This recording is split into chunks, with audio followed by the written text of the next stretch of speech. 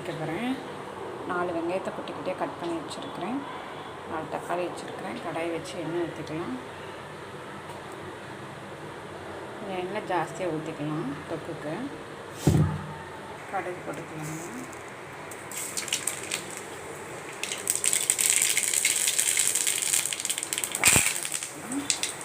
Onion போட்டுக்கலாம்.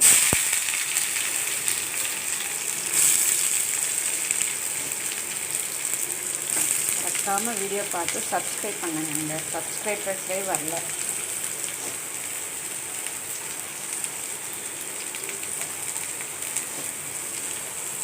வதங்கட்டும் நல்லா. ஆனியன் வந்துட்டுங்க. தக்காளி ஆட் பண்ணிக்கலாம்.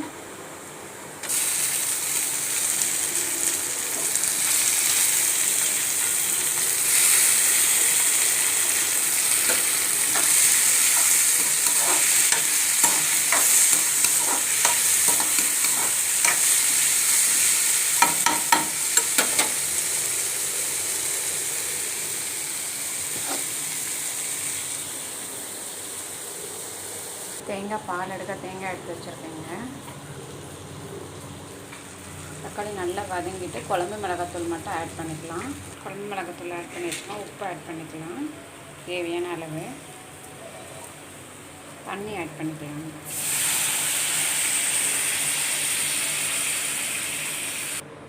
பத்து நிமிஷம் கொதிக்கிட்டு அதுக்குள்ளே நம்ம தேங்காய் பால் எடுத்து ரெடியாக வச்சுக்கலாங்க.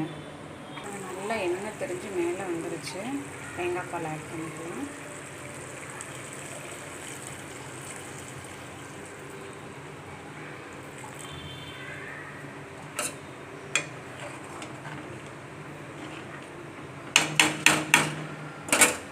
அதே மாதிரி நல்லா கொதித்து எண்ணெய் தெரிஞ்சு வரட்டுங்க. அது வரைக்கும் கொதிக்க வச்சுக்கலாம். அடுப்பு ஹையில் வச்சாச்சு. நல்லா கொதிச்சிருச்சு. நல்லா ஆயில் மேலே வர வரைக்கும் கொதிக்கட்டும். பாருங்கள், நல்லா ஆயில் மிதந்து வந்துருச்சு.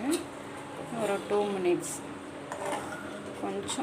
கொஞ்சம் கட்டியாக வந்தோன்னா ஆஃப் பண்ணிடலாம். தோசைக்கெலாம் ரொம்ப நல்லா இருக்குங்க. சூப்பராக ரெடி ஆகிட்டுங்க. மறக்காமல் வீடியோவை சப்ஸ்கிரைப் பண்ணிவிடுங்க. சாதம் ரெடி பண்ணி வச்சுங்க. தம்பிக்கு தோசை ஊற்றிக்கலாம். நல்லாயிருக்குங்க தோசைக்கு. நீங்களும் ட்ரை பண்ணி பாருங்கள்.